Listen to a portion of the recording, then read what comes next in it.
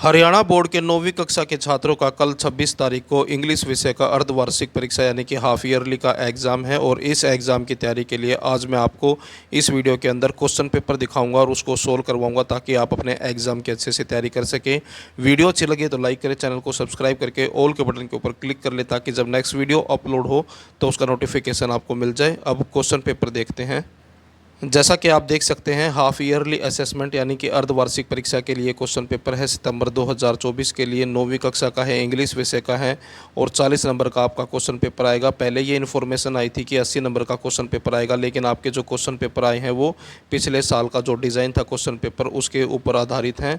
तो 40 नंबर का पेपर आएगा और 90 मिनट का आपको टाइम मिलेगा क्वेश्चन पेपर सोल्व करने के लिए।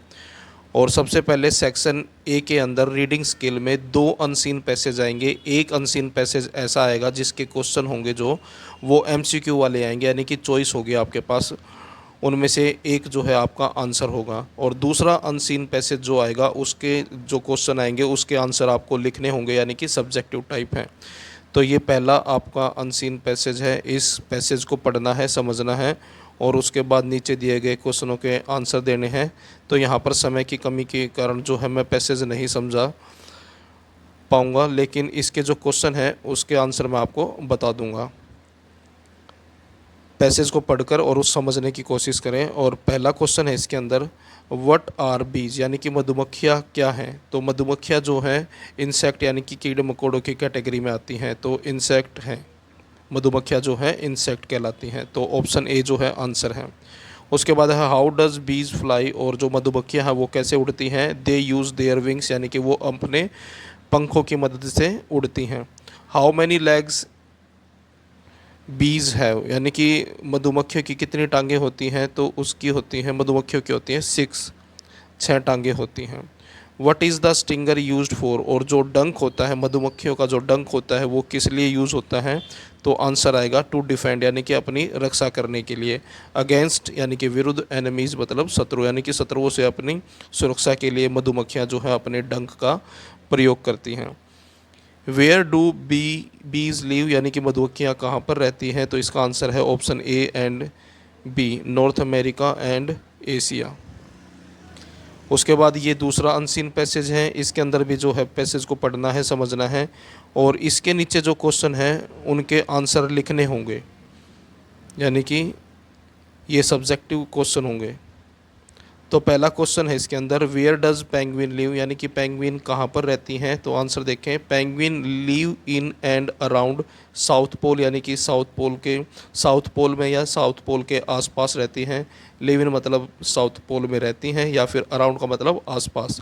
And the continent of Antarctica, यानी कि अंटार्कटिका में। 2 जगह पर बताई हैं कि पेंगुइन रहती हैं, एक तो साउथ पोल पर और दूसरी जगह बताई है Antarctica. How many kinds of penguin are there, कहता है कि पेंगुइन जो है कितनी तरह की होती हैं। तो पेंगुइन जो है 17 तरह की होती हैं according to passage. What is the name of largest penguin, यानी कि जो सबसे बड़ी पेंगुइन होती है उसका नाम क्या है। तो इसका नाम है एम्परर। उसके बाद what is the name of smallest penguin, यानी कि जो सबसे छोटी पेंगुइन है उसका नाम क्या है। तो इसका नाम है little blue. Name the attackers of penguin, यानी कि पेंगुइन के ऊपर जो अटैक करती हैं, जो पेंगुइन का शिकार करती हैं, उनके नाम क्या हैं। तो आंसर आएगा वेल्स और सील। उसके बाद सेक्शन बी है राइटिंग स्किल। राइटिंग स्किल के अंदर एक एप्लीकेशन आएगी। तो यहाँ पर एप्लीकेशन आई है, you are Anubhav of class 9th studying in CJM public school Narnaul, write an application to the principal of your school to remit your fine, यानी कि जुर्माना माफ़ी की जो है ये एप्लीकेशन है। तो आपको शुरुआत में जो है टू द प्रिंसिपल और उसके बाद अपने स्कूल का नाम, जगह का नाम यानी कि कौन से शहर में आप रहते हैं उसका नाम, और उसके बाद जो सब्जेक्ट है रिमिशन ऑफ फाइन, यानी कि जुर्माना माफ़ी। I am a student of 9th class of your school, यानी कि मैं 9वीं कक्षा का विद्यार्थी हूँ आपके स्कूल का। आई एम ए स्टूडेंट यानी कि मैं एक विद्यार्थी हूँ। ऑफ 9th क्लास यानी कि 9वीं कक्षा का। ऑफ योर स्कूल मतलब आपके स्कूल का। आवर इंग्लिश टीचर यानी कि हमारे इंग्लिश टीचर ने। गेव अस दिया हमें। ए टेस्ट मतलब टेस्ट। ऑन मंडे यानी कि मंडे को, सोमवार को, यानी कि हमारे इंग्लिश टीचर ने हमें सोमवार को एक टेस्ट दिया। I could not take the test यानी कि मैं टेस्ट नहीं दे सका। I could not take the test as I was ill on that day, क्योंकि मैं उस दिन बीमार था। आई वॉज इल यानी कि मैं बीमार था, ऑन दैट डे मतलब उस दिन। The teacher has find me यानी कि टीचर ने मुझे जुर्माना लगाया। फाइंड मी 100 रुपीज़ यानी कि 100 रुपये का जुर्माना, यानी कि टीचर ने मुझे 100 रुपये का जुर्माना लगाया। I am a good at English यानी कि मैं इंग्लिश में अच्छा हूँ। आई एम गुड यानी कि मैं अच्छा हूँ। एट इंग्लिश यानी कि इंग्लिश में। I have always got good marks in English यानी कि मेरे हमेशा इंग्लिश में अच्छे नंबर आते हैं। आई हैव ऑलवेज, ऑलवेज मतलब हमेशा, गोट मतलब प्राप्त करना, गुड मार्क्स मतलब अच्छे नंबर, इन इंग्लिश मतलब इंग्लिश में। I never avoid taking test यानी कि मैं कभी भी टेस्ट को अवॉइड नहीं करता, यानी कि मैं हमेशा टेस्ट देता हूँ। If I had been well on that day I would have taken the test. If मतलब यदि, आई हैड बीन वेल यानी कि अगर मैं ठीक होता, ऑन दैट डे उस दिन, I would have taken the test तो मैं ज़रूर टेस्ट देता। I am willing to take the test any time यानी कि मैं तैयार हूँ टेस्ट देने के लिए किसी भी समय। एनी टाइम मतलब किसी भी समय मैं टेस्ट देने के लिए तैयार हूँ। You are requested to kindly remit the fine. You are requested यानी कि आपसे प्रार्थना की जाती है। टू काइंडली मतलब कृपया करके, रिमिट मतलब माफ़ कर दें, द फाइन मतलब जुर्माने को। I shall always be thankful to you यानी कि सेल जो है फ्यूचर के लिए यूज़ होता है। ऑलवेज मतलब हमेशा, बी थैंकफुल टू यू यानी कि मैं आपका हमेशा आभारी रहूँगा। Thank you, you are obediently, नाम आएगा, फिर क्लास आएगी और फिर तारीख। और चॉइस में क्वेश्चन आएगा एक, right a paragraph on the topic helping the flood affected people यानी कि पैराग्राफ लिखना है मदद, फ्लड इफेक्टेड पीपल यानी कि जो बाढ़ से पीड़ित जो लोग हैं उनकी मदद के ऊपर। आंसर देखें, लास्ट ईयर यानी कि पिछले साल, there were widespread flood in Haryana यानी कि हरियाणा के अंदर बड़ी जगह पर जो है संख्या में जो है बाढ़ आई थी, यानी कि हरियाणा के अंदर ज़्यादातर जगह में जो है बाढ़ आई थी। Many areas were completely submerged in water यानी कि बहुत सारे एरिया, मैनी एरियाज़ यानी कि बहुत एरियाज़, वर थे, पास्ट कंटिन्यूस में वाज और वर आता है। कम्प्लीटली मतलब पूरी तरह से, अमर्ज मतलब डूब गए थे, इन वाटर मतलब पानी में, यानी कि बहुत सी जगह जो है एरियाज़ जो हैं पानी में पूरी तरह से डूब गए थे। A great number of people यानी कि बड़ी संख्या में लोग, a great number of people मतलब बड़ी संख्या में लोग, बिकम मतलब बन गए, होमलेस मतलब जिनके पास घर नहीं था, क्योंकि घर में बाढ़ आने की वजह से जो है उनके घर नहीं रहे। There crops and houses were destroyed, there crops यानी कि उनकी फसलें, एंड हाउसेज और उनके घर, वर डिस्ट्रॉयड मतलब वो नष्ट हो गए थे। There was a huge loss of life यानी कि बहुत बड़ा नुकसान हुआ जीवन का। ह्यूज लॉस मतलब बहुत बड़ी मात्रा में हानि हुई किसकी, जीवन की, यानी कि बहुत सारे लोग मर गए। एंड प्रॉपर्टी और ज़मीन जायदाद की भी जो है बहुत ज़्यादा हानि हुई। मैनी वाटर बोर्न डिजीज़ वर स्प्रेड, स्प्रेड मतलब होता है फैलना, तो मैनी मतलब बहुत सी, वाटर बोर्न यानी कि पानी जनित यानी कि पानी के द्वारा जो बीमारियां होती हैं वो फैल गई, बहुत सी पानी से होने वाली बीमारियां जो हैं फैल गई। हावेवर यद्यपि, many goods people help the victim of floods यानी हावेवर यद्यपि, मैनी गुड पीपल यानी कि बहुत से अच्छे लोगों ने, हेल्प मतलब मदद की, द विक्टम मतलब जो बाढ़ के विक्टम थे यानी कि जो बाढ़ के शिकार थे उनकी। ए नंबर ऑफ ऑर्गेनाइजेशन यानी कि बहुत सारी संस्थाओं ने, ऑर्गेनाइजेशन मतलब संस्थाएं, came to help the flood affected people यानी कि आई, बहुत सी जो संस्थाएं थी, हैव के मतलब आई, to help the flood affected people यानी कि बाढ़ से प्रभावित लोगों की मदद के लिए, यानी कि बहुत सी संस्थाएं जो हैं बाढ़ से प्रभावित लोगों की मदद के लिए आई। A number of camps were organise यानी कि बहुत सारे कैंप जो है लगाए गए, ऑर्गेनाइज मतलब व्यवस्था की गई। Here people were given free food, यहाँ पर जो है लोगों को फ्री में भोजन दिया गया था। शेल्टर एंड मेडिसिन यानी कि आश्रय भी दिया गया था और दवाएं भी दी गई। Some teams of doctor went from village to village and distributed free medicine यानी कि कुछ टीमें ऑफ डॉक्टर्स मतलब डॉक्टर्स की, वेंट मतलब गई, फ्रॉम विलेज टू विलेज यानी कि एक गांव से दूसरे गांव, एंड डिस्ट्रीब्यूट और बांटे, डिस्ट्रीब्यूट का मतलब होता है बांटना, फ्री मेडिसिन मतलब फ्री में दवाइयाँ। Some people were trapped in their village यानी कि कुछ लोग जो है अपने गांव में ही फंस गए। ट्रैप्ड का मतलब होता है फंस जाना। इन देयर विलेज मतलब अपने गांव में, यानी कि बाढ़ की वजह से कुछ लोग जो हैं अपने गांव में ही फंस गए। The government dropped food package to them, यानी कि सरकार ने, द गवर्नमेंट मतलब सरकार ने, ड्रॉप्ड मतलब गिराए, फूड पैकेज यानी कि खाने के पैकेट, टू दैम मतलब उनको, फ्रॉम हेलीकॉप्टर मतलब हेलीकॉप्टर से। Some moron people were saved with the help of boats. Moron का मतलब होता है ऐसा, यानी कि बहुत से कुछ असहाय लोगों की जो है बचाए गए बोट के द्वारा, कुछ असहाय लोगों की बोट के द्वारा मदद की गई। उसके बाद अगला क्वेश्चन देखें, सेक्शन सी है, यहाँ से ग्रामर वाले क्वेश्चन शुरू हो जाते हैं। सबसे पहले है पंक्चुएट द फॉलोइंग सेंटेंस, यानी कि इस सेंटेंस को पंक्चुएट करना है। तो इसके अंदर जो है आई बड़ा होगा सबसे पहले।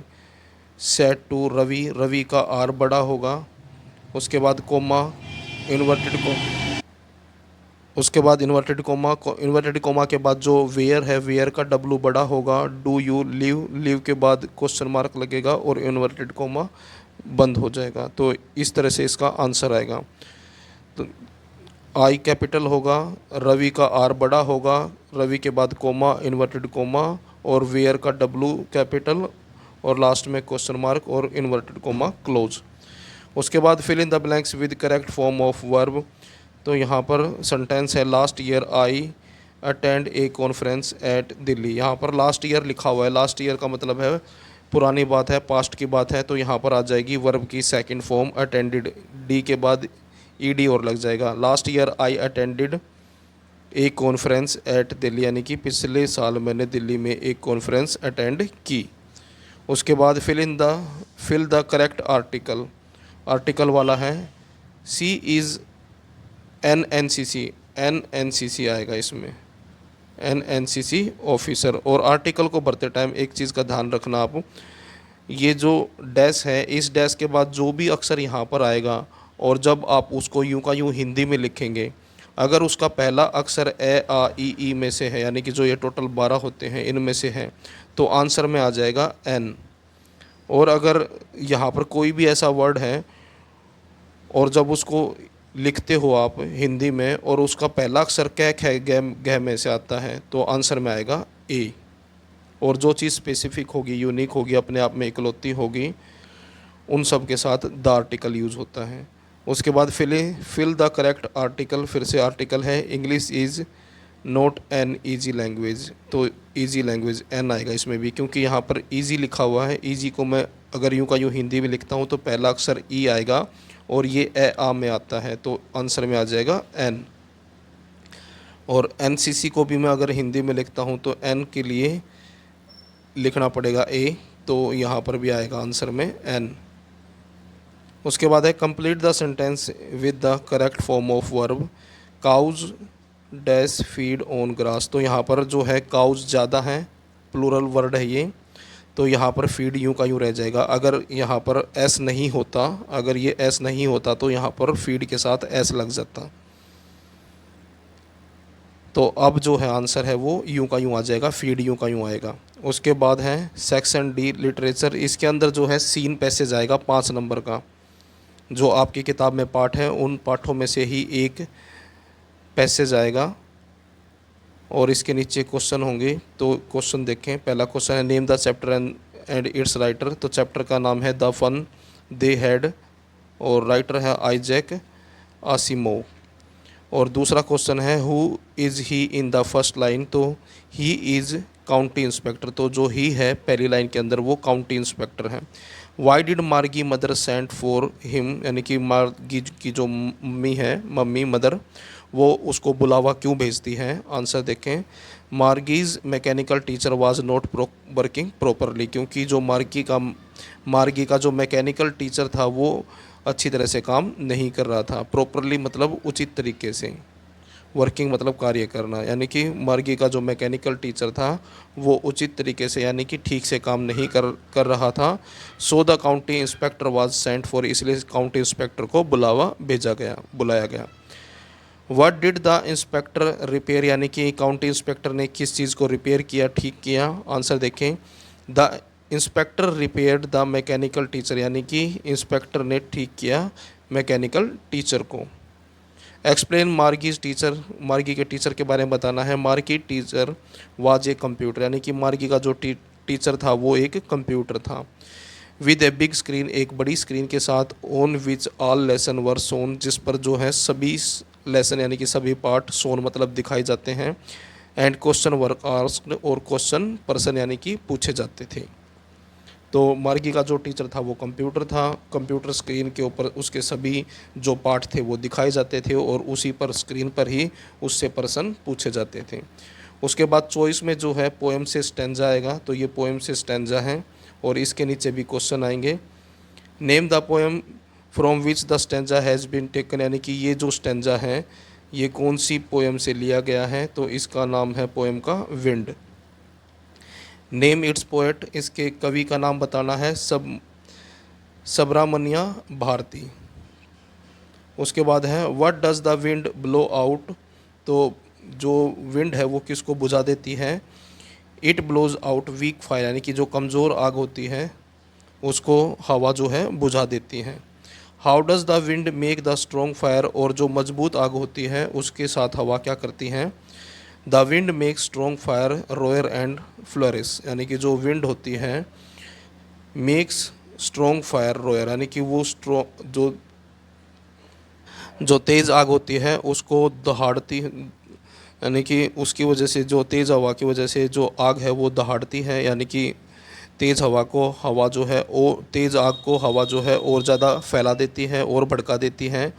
Flourish. How is the friendship with the wind, यानी कि हवा के साथ दोस्ती कैसे की जा सकती है।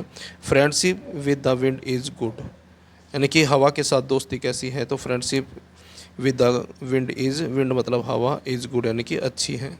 तो क्वेश्चन में पूछा गया था कि हवा के साथ दोस्ती कैसी है, तो इसमें आंसर दिया गया है कि हवा के साथ दोस्ती है वो अच्छी है। उसके बाद क्वेश्चन आएंगे दो दो नंबर वाले। पहला क्वेश्चन है how is a shehnai different from pungi, यानी कि शहनाई जो है पुंगी से कैसे अलग है। आंसर देखें। द पुंगी वाज रीडिड नॉइज़ मेकर, यानी कि जो पुंगी होती है वो खोखली, रीडिड का मतलब होता है खोखली, और नॉइज़ मेकर मतलब आवाज़ उत्पन्न करने वाली होती है, यानी कि इससे ध्वनि उत्पन्न होती है। बट अनलाइक द पुंगी, यानी कि पुंगी की तरह शहनाई इज़ ए लॉन्गर पाइप के बजाय जो शहनाई होती है वो लंबी पाइप होती है, यानी कि पुंगी की तुलना में जो शहनाई है उसकी जो पाइप होती है वो लंबी होती है। विज नेचुरल होलो स्ट्रीम, और उसके अंदर प्राकृतिक जो है होल होते हैं, छेद होते हैं। It is larger and broader, यानी कि ये बड़ी है और चौड़ी है देन पुंगी, पुंगी की तुलना में। 7 holes are made on the body of the pipe, यानी कि जो इसकी पाइप की जो बॉडी है उसके ऊपर 7 होल किए गए, यानी कि छेद किए गए हैं। वो अगला क्वेश्चन है why did Margie's mother sent for the county inspector, यानी कि मार्गी की मम्मी जो है काउंटी इंस्पेक्टर को क्यों बुलाती हैं। आंसर देखें। The mechanical teacher had given test after test to Margie in geography, यानी कि जो मैकेनिकल टीचर हैं हैड बीन गिवन, यानी कि दे रहा था टेस्ट आफ्टर टेस्ट, यानी कि टेस्ट के बाद टेस्ट, टू मार्गी मतलब मार्गी को, इन ज्योग्राफी मतलब ज्योग्राफी विषय में। मार्गी हैड बीन डूइंग वो वोर्स एंड वोर्स, और मार्गी जो थी वो बुरा और बुरा करती जा रही थी, यानी कि उसकी टेस्ट के अंदर परफॉर्मेंस ख़राब थी। Her mother was very upset with it, उसकी मम्मी जो थी उसके साथ इससे बहुत उदास थी। So she sent for the county inspector, so इसलिए सी सेंट फॉर यानी कि बुलावा भेजती है काउंटी इंस्पेक्टर को, टू चेक करने के लिए। हर मैकेनिकल टीचर मतलब उसके मैकेनिकल टीचर को चेक करने के लिए काउंटी इंस्पेक्टर को बुलाती हैं। उसके बाद 3-3 नंबर वाले दो क्वेश्चन आएंगे। पहला क्वेश्चन है इसके अंदर what 3 things does the poet want to do when he goes back there, और पोएम का नाम है the lake isle of Innisfree, यानी कि इस कविता के अंदर कवि जो है वापस जाने पर कौन सी 3 चीज़ें करना चाहता है। तो आंसर देखें। पहला है he will build a small cabin with clay and would, यानी कि वो एक छोटा सा कैबिन बनाएगा क्ले के साथ, क्ले से और लकड़ियों से, वुड से। He will plant 9 bean rows, और वहाँ पर वो 9 बीन रोज जो है के पौधे लगाएगा। He will make a high for the honey bee, और मधुमक्खियों के लिए छत्ता बनाएगा। उसके बाद अगला क्वेश्चन है how does Iswaran narrate the story of the tusker, does it appear to be plausible कहते हैं कि क्वेश्चन में पूछा गया कि जो ईश्वरन है वो कहानी टस्कर यानी कि टस्कर जो हाथी है उसकी कहानी को कैसे नरेट करता है, सुनाता है, और does it appear to plausible, और क्या ये प्रशंसनीय है। आंसर देखें, वन डे एक दिन ईश्वरन टोल्ड महेंद्र यानी कि ईश्वरन जो है महेंद्र को बताता है द स्टोरी कहानी ऑफ ए टस्कर मतलब हाथी की। टस्कर जो है हाथी है। One day and tusker escaped from the timber yard, एक दिन, वन डे मतलब एक दिन, टस्कर मतलब हाथी, एस्केप्ड मतलब भाग गया, फ्रॉम द टिम्बर यार्ड मतलब टिम्बर यार्ड से, ये जगह का नाम है टिम्बर यार्ड, यहाँ से हाथी भाग गया। It roamed here and there, वो इधर उधर भटका, रोम्ड मतलब होता है भटकना, हियर एंड देयर इधर उधर। Then the tusker reach the town, फिर देन तब द टस्कर जो है हाथी, रीच मतलब पहुँच गया, द टाउन मतलब शहर में। People run here and there in terror, terror होता है भय, जो लोग थे, रन मतलब दौड़े, हियर एंड देयर इधर उधर, इन टेरर मतलब भय से, डर से। आफ्टर सम टाइम कुछ समय के बाद the elephant entered A school ground, यानी कि कुछ समय के बाद जो हाथी था वो स्कूल ग्राउंड में यानी स्कूल के मैदान में पहुंच गया। वेयर चिल्ड्रन वर प्लेइंग, जहाँ पर बच्चे खेल रहे थे, वर मतलब थे, प्लेइंग मतलब खेल रहे थे। ऑल द बॉयज़ सभी लड़के, रन इनटू द क्लासरूम यानी कि भाग गए अपनी क्लासरूम में, एंड शट द डोर और अपने दरवाजे बंद कर लिए। The elephant pulled out the football goal post, यानी कि जो हाथी था उसने पुल्ड आउट मतलब उखाड़ दिया, गोल पोस्ट यानी कि फुटबॉल का जो गोल पोस्ट होता है यानी कि फुटबॉल का जो गोल होता है उसको उखाड़ दिया। टोर द वॉलीबॉल नेट, और टोर का मतलब होता है फाड़ना, वॉलीबॉल नेट यानी कि वॉलीबॉल का जो नेट था उसको फाड़ दिया। And break the drum kept for water, और तोड़ दिया ड्रम को जो रखा गया, कैप्ट मतलब रखा गया था, फॉर वाटर मतलब पानी के लिए, पानी का जो ड्रम था उसको तोड़ दिया। एवरीवन वॉच्ड हेल्पलेसली, एवरीवन मतलब हर कोई, वॉच मतलब देख रहा था, हेल्पलेसली मतलब असहाय, यानी कि ऐसी सिचुएशन जहाँ पर कुछ भी नहीं किया जा सकता वहाँ पर यूज़ होता है हेल्पलेसली यानी कि असहाय।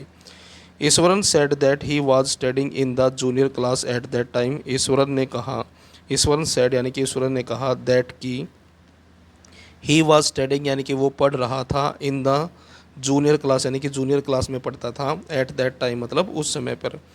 ही ग्रैब्ड ए स्टिक, उसने एक स्टिक उठाई यानी कि छड़ी उठाई, grabbed a stick of a teacher यानी कि टीचर की, and came to the elephant और हाथी के पास आया।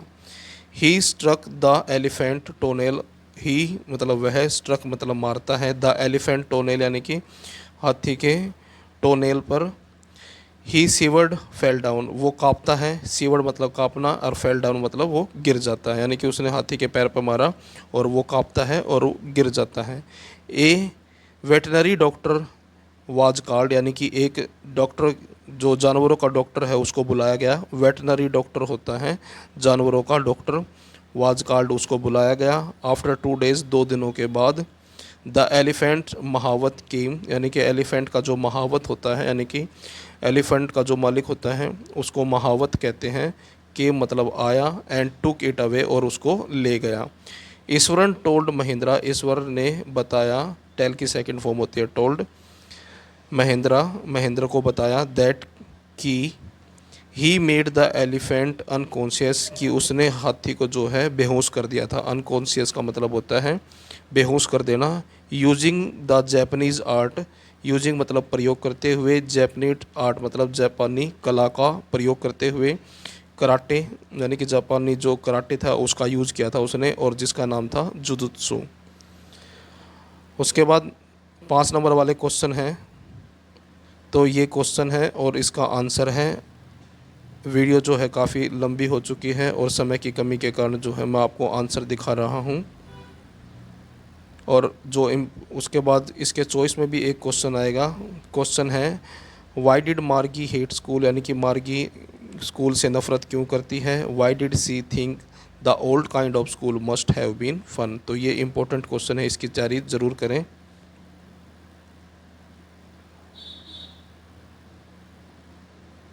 तो ये था आपका 9वीं कक्षा का इंग्लिश विषय का हाफ ईयरली एग्जाम का क्वेश्चन पेपर और उसका सॉल्यूशन। वीडियो अच्छी लगे तो लाइक करें, चैनल को सब्सक्राइब करके ऑल के बटन के ऊपर क्लिक कर ले, ताकि जब नेक्स्ट वीडियो अपलोड हो तो उसका नोटिफिकेशन आपको मिल जाए।